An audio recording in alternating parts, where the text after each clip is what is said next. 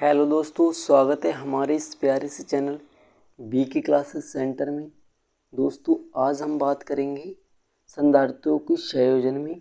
दोस्तों हमने पढ़ लिया है श्रेणी क्रम संयोजन, जो कि हमने दोस्तों पिछली वीडियो में आपको लिए बता दिया था, ठीक है ना। अच्छी सी डेरिवेशन उसका करा दिया है। तो दोस्तों आज हम बात करेंगे उसमें नंबर 2, क्योंकि जो संधारित्र उन्हें दो प्रकार से हम संयोजित कर सकते हैं। नंबर 1 श्रेणी क्रम, नंबर 2 समांतर क्रम में, ठीक है ना। तो हमने 3 संधारित्र ले लिए, C1, C2 और C3, ठीक है। इन्हें हमने समांतर क्रम में लगा दिया, ठीक है ना। देखो एक के नीचे एक के नीचे एक जब लगा देते हैं इस प्रकार से संधारित्र, तो हम कहते हैं कि ये जो संधारित्र लगाए हैं हमने, ये दोस्तों समांतर क्रम में लगे हैं, ठीक है ना। हमने एक बिंदु ले लिया ए, ये हमारा लगा है विद्युत स्रोत। क्या लगाए? विद्युत स्रोत लगाए, ठीक है। ये बिंदु है अपना बी, इस पे क्या है, इससे पृथ्वी से कनेक्टेड है, ठीक है ना, पृथ्वी से जुड़ा है ये बी बिंदु, ठीक है। ये जो अपना बिंदु ए है, ये विद्युत स्रोत से जुड़ा है। यहाँ से आप क्यू आवेश देते हैं, ठीक है ना। तो जो क्यू आवेश है वो 3 भागों में बढ़ जाता है, Q1, Q2 और Q3, क्योंकि समांतर क्रम में भाई एक था इधर गया, एक इधर गया, एक इधर गया। अगर जब हमने क्यू आवेश दिया तो क्यू आवेश क्या होता है, यहाँ से 3 भागों में बढ़ जाता है, Q1, Q2 और Q3, ठीक है ना। इसी प्रकार से इसमें भी कौन सा आवेश होगा, Q1, Q2, Q3, यहाँ पर आकर क्यू आवेश आ जाएगा, ठीक है ना।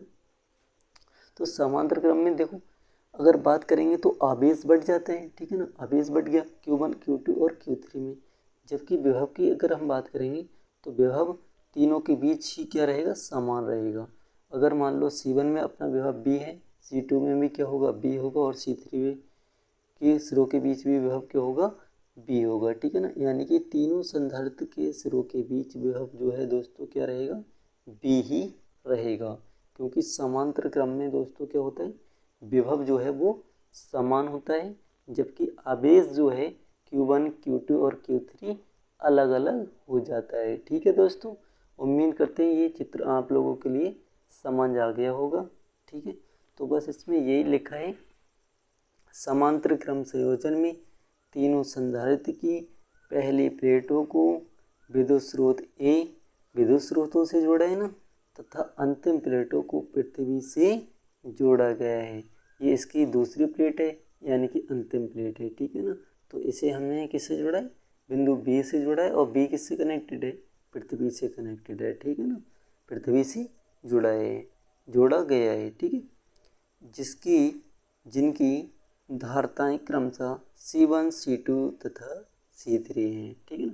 इनकी धारताएं दोस्तों क्या है, C1, C2 और C3 हैं, ठीक है ना। अब हम बात करेंगे, माना A से प्लस Q आवेश दिया जाता है। ये अपना जो A स्रोत है, इससे क्या दे रहे हैं दोस्तों, प्लस Q आवेश दे रहे हैं, ठीक है ना। A से प्लस Q आवेश दिया जाता है, तो ये आवेश धारताओं के अनुसार, ये जो धारताएं लगी हैं C1, C2 और C3, इनके अनुसार देखो यहाँ से Q आवेश दिया, ठीक है ना। ये धारताएं लगी हैं C1, C2, C3, इनके अनुसार ये जो आवेश है वो 3 भागों में बढ़ जाता है। तो ये लिखा है 3 धारताओं के अनुसार 3 भागों में बढ़ जाता है आवेश, ठीक है ना। कौन बढ़ जाता है, आवेश 3 भागों में बढ़ जाता है, तथा C1, C2 और C3, C1, C2 और C3 संधारित्र समांतर क्रम में है। यदि हमारे तीनों संधारित्र समांतर क्रम में हैं, ठीक है ना, हमें देख ही रहे भाई साफ साफ के समांतर क्रम में लगाए हैं, ठीक है ना, तो विभव समान होगा, यानी कि जो B है वो क्या होगा, इनके बीच समान होगा, ठीक है ना। अब हम बात करेंगे, यदि संधारित्रों के आवेश Q1, Q2 तथा Q3 हों तो, ठीक है ना। तो हमने फार्मूला देखो, जर्नल फार्मूला क्या होता है धारिता का, C बराबर दोस्तों क्या होता है, Q/B होता है। अगर यहाँ से Q बराबर निकालेंगे तो क्या आ जाएगा, Q बराबर C/B आ जाएगा, ठीक है ना, CV सॉरी, ठीक है ना। तो यहाँ से Q1 का मान अगर देखेंगे पहले संधारित्र पर आवेश, तो क्या आ जाएगा, देखो Q1 Q की जगह क्या आ जाएगा, Q1 आ जाएगा। पहले संधारित्र के लिए बात करें आवेश की, ठीक है ना। पहले संधारित्र पर क्या आवेश होगा, Q के स्थान पे Q1 ले लेंगे, बराबर C धारता, पहले संधारित्र के लिए धारिता क्या है, C1 है। विभव क्या है, विभव तो दोस्तों V1 है, ठीक है ना। इसी प्रकार हम दूसरे संधारित्र के लिए बात करेंगे। आवेश क्या है दूसरे संधारित्र के लिए, Q2 है, ठीक है, बराबर धारिता क्या है, धारिता क्या लेंगे दूसरे संधारित्र के लिए दोस्तों, लेंगे C2 और विभव V लेंगे, ठीक है ना। जबकि हम तीसरे संधारित्र के लिए आवेश क्या लेंगे, Q3 लेंगे और धारिता क्या लेंगे दोस्तों, C3 और आवेश विभव V लेंगे, ठीक है ना। अब हमें इनका निकालना है दोस्तों परिणामी विभव, ठीक है ना।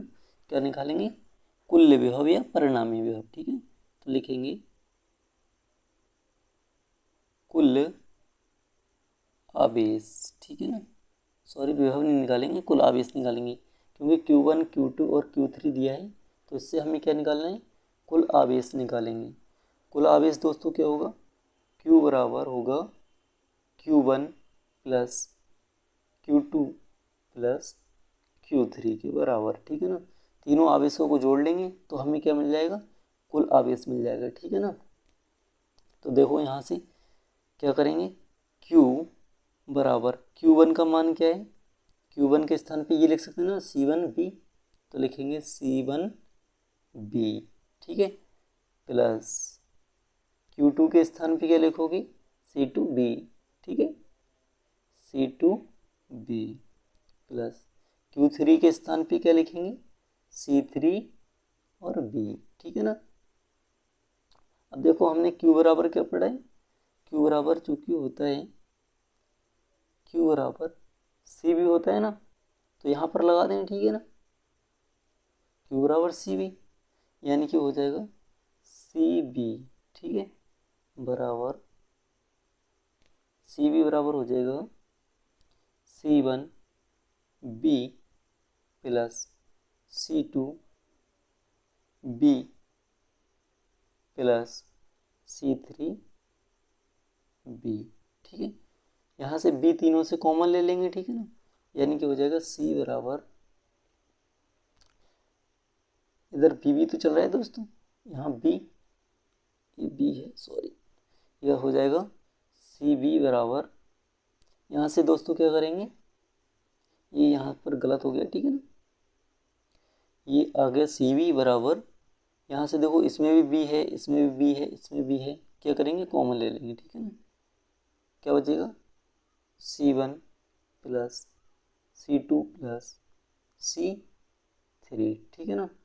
ये B से B कैंसिल कर देंगे, क्या आ जाएगा, अब C बराबर C1 plus C2 plus C3, ठीक है दोस्तों। यही दोस्तों क्या है, समांतर क्रम संयोजन के लिए सूत्र है, ठीक है ना। उम्मीद करते हैं दोस्तों हमारी वीडियो पसंद आई होगी। अगर वीडियो पसंद आई हो तो प्लीज़ वीडियो को लाइक करना और चैनल को सब्सक्राइब करना, जिससे हमारे आने वाले सभी वीडियो के नोटिफिकेशन आप तक पहुंचते रहें। दोस्तों प्लीज़, हमारा चैनल तो वैसे तो बहुत ही छोटा है, ठीक है ना। अगर आप हमारा सपोर्ट करते हैं तो आपका इससे बड़ा हमारा और